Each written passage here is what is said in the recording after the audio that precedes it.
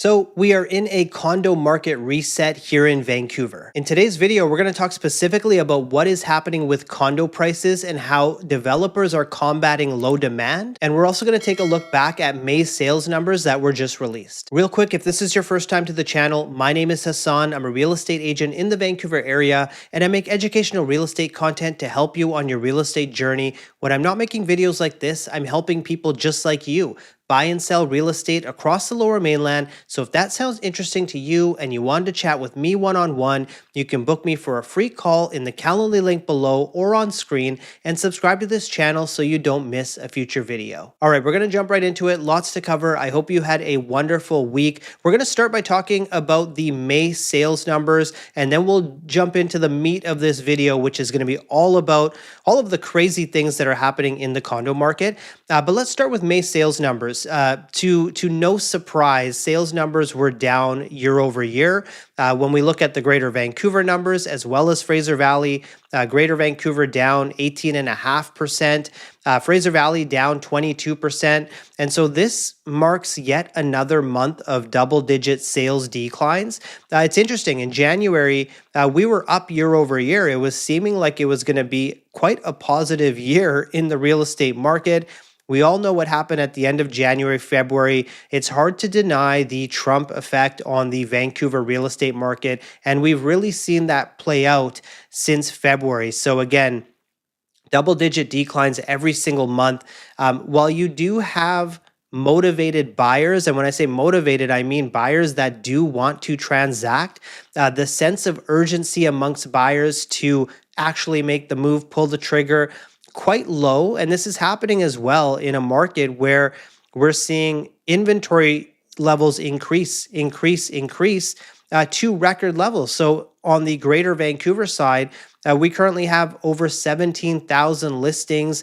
On the Fraser Valley side, over 10,000 listings.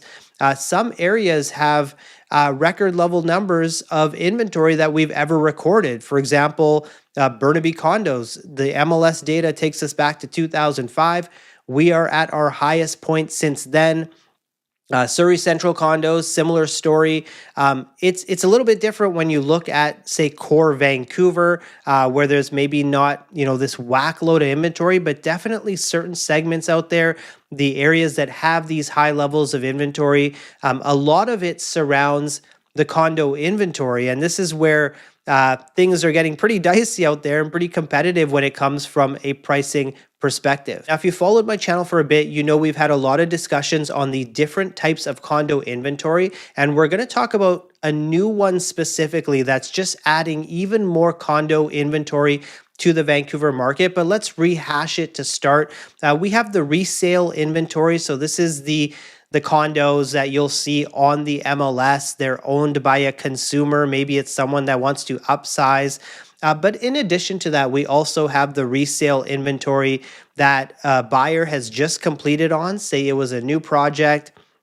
They just bought a unit. They're putting it on the market right away. It's a brand new. No one's lived in it. They're looking to sell it. So you have that as kind of a product that has emerged, let's say, over the last couple of years as these new projects have completed.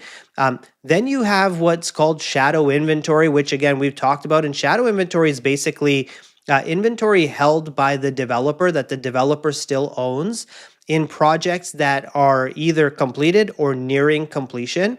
Now, you may be asking yourself, why? Where is this shadow inventory coming from? And so if we go back to, say, a pre-sale stage, the developer has to sell a certain amount of units at pre-sale to reach their financing, to basically get their financing for the project. That can be anywhere from, say, 60% to 70% of the project that they would need to sell within a specified period of time. So what happened at pre-sale stage is, a lot of times the developer hits that number, and many will continue to sell out the project, which is probably how we would all view as, the normal thing to do is just keep going and to keep sell it. Now, in some instances, a few years ago, some developers held back units for various reasons. When I say held back, means that they did not sell them. It might have been that the market had shifted and there wasn't really a market for it, so it thought better to hold on to it. I know in speaking with some developers held on to product because they felt that if the market were to continue to go up, they could sell these units at completion for more than what they sold them at pre-sale and make back some of the discounts that they offered to people in order to hit that financing commitment target. So they were basically thinking, okay, well, we'll have an opportunity now to maybe sell at a higher price.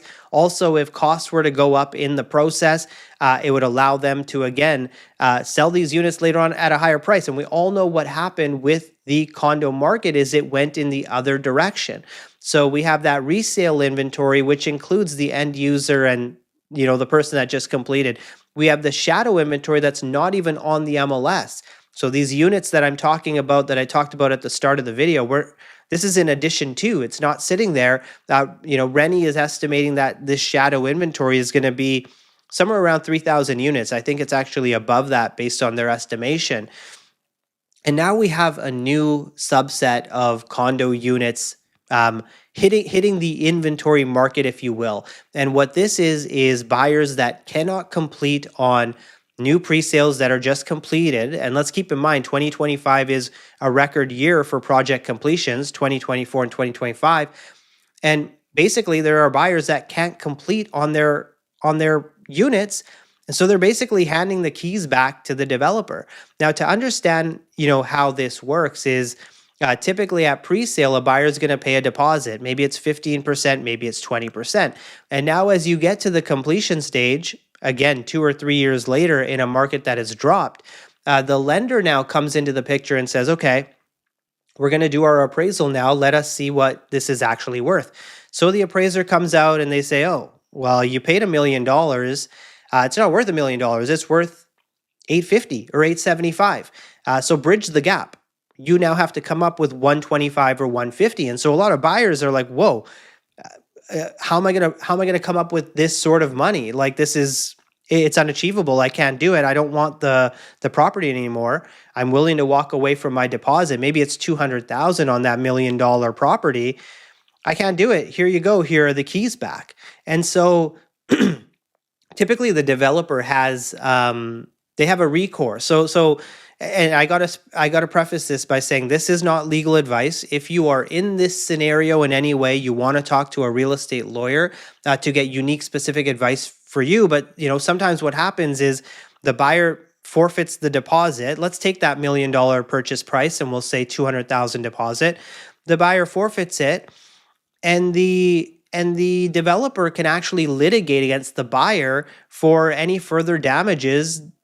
For instance, if they were to sell it at a lower price, take it back and resell, they can now litigate against that first buyer. Now, imagine a scenario, though, where you have a project and 25% of these units are coming back to the developer. And so say it's a 200 unit project, 50 people can't complete on it. As a developer, you now have to litigate on 50 individuals. Litigation is expensive, it's time consuming, it's resource heavy. Even if it's a slam dunk, there's a lot that's required. Developers aren't in the business to litigate. They're in the business to make money and sell units. So what we're seeing happen now is people can't complete. And so these units are coming back to the developer. But now the developer has the shadow inventory. They have this inventory. What are they going to do? And so we're starting to see what might happen with prices based on this specific inventory. You may or may not have heard of a project in Surrey doing a one-day sale. They were basically a newly completed project, a one-day 25% off sale of projects of units. Now, I'm not saying that this is specifically what happened with these units, but let's paint a picture of a scenario here, and let's take that $1 million condo that someone bought and walked away from. So they pay the deposit, $200,000. They purchased it a few years ago, contract price $1 million. They can't complete now. And so they say, hey, Mr. and Mrs. Developer, here's my deposit back. I can't deal with this. And so now the developer has $200,000 in their hand. $1 million contract price. What if they were to raise that sticker price 10% to 1.1 and then do, boom, a 1-day sale or a week-long sale, 25% off? That 1.1 sticker price is slashed to 825, yet they still hold $200,000 as a deposit in their hand. So if they sell at the sticker price, they're still doing okay because they already hold their margin. And now the market is going to absorb that. So essentially what it is, it's a condo market price reset that happens in a snap. It happens overnight. I was talking to a senior agent in our business. I've been in the business 10 years. This gentleman, he's been around 20, 25 years. He's worked with a ton of developers. And he said, look, this is the exact same thing that happened in 2008 and 2009. Prominent developers had to take back units and overnight reset the market by, again, collecting margin from that original deposit, slashing the prices, and being able to move through the units. But what it does is it ultimately resets condo prices overnight. Again, I'm not saying that's what happened with this particular 1-day sale, but just something to think about. I think this is a pricing strategy we are definitely going to see more of, and specifically in these high inventory areas, Surrey Central, Burnaby as well. I expect to see more. There's a Surrey developer that's selling a pre-sale project right now. They're getting creative and they're saying, you know what, if at completion you want to sell the unit back to us at the same price you paid, we'll buy it off you. We'll buy it back off you. And so they're taking away risk from the purchaser. And I think it's really smart and it's good to get creative, because the way to get through this market as a developer or a seller is to get creative. Now, the only risk to that buyer is, what could they do with that deposit money? What capital could they earn? What sort of interest could they earn doing something else, or investment income that they could earn? And then they also have some sort of rental program where they'll basically rent it out for 2 years at a specified rate.